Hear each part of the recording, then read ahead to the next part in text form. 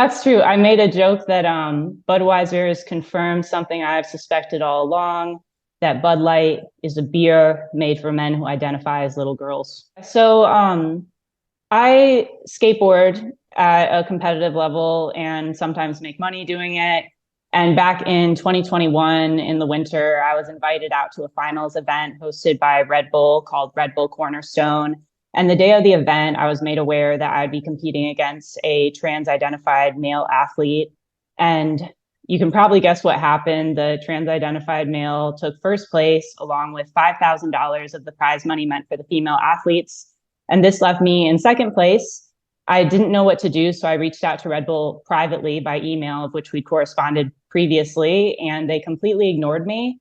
And I realized, because of stories that I'd seen on the news, like Riley Gaines and the trans swimmer Leah Thomas and the Connecticut track runners, I knew that this was something that was becoming a bigger and bigger issue and impacting a lot of girls and women. So I felt like I needed to speak up, and I chose to post my story on Instagram, and it very quickly gained a lot of traction and a lot of support. And I've been speaking up ever since, because I don't want to be the last generation of girls to have experienced fairness and equal opportunity in sports like I was afforded as a child, but unfortunately had taken away from me as an adult. So Dylan Mulvaney has consistently and continuously made a mockery of women and claims to identify as a girl, has done partnerships with numerous different companies, now including Budweiser, Bud Light, and even Tampax, KitchenAid, Stella McCartney, Kate Spade, Crest.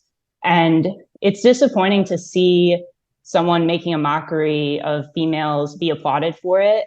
But there is good news, and that is that we vote with our dollar every single day. And when companies make it clear that they don't share our value of respecting women, the best way to handle that is to no longer financially support them by purchasing their products and turn to alternatives.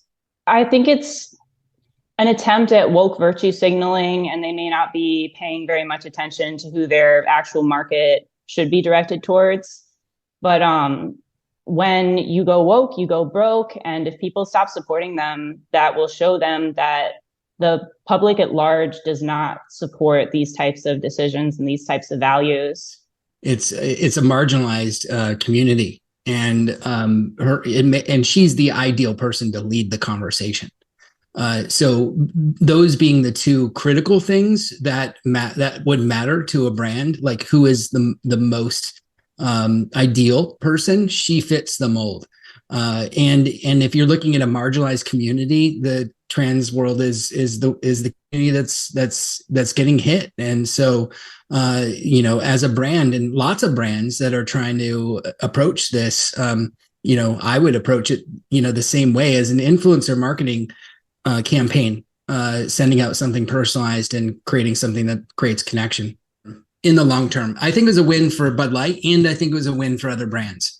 It activated the ability for other brands now to do the same thing. And yeah, they can see what's going to happen. And so it kind of set the tone for how to be, in response to these kinds of things, like what is going to happen when we create this sort of campaign. And so I think it just set the tone, but now it can become a template, if you will, for what we do moving forward for this marginalized community and others. And the real thing here is that this is about inclusion and diversity.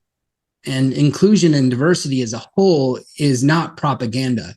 It's an essential part of our society. And I think moving forward, it's something that brands are having to take a position on, and as a whole. So if we don't look at just the sliver here of what happened, but the entirety of inclusion and diversity, that's the important issue here. So I think that they were taking a stance on that this and what happened as part of the totality of inclusion and diversity. Brands are looking for influencers that break the mold. They're not looking for influencers that are vanilla or status quo.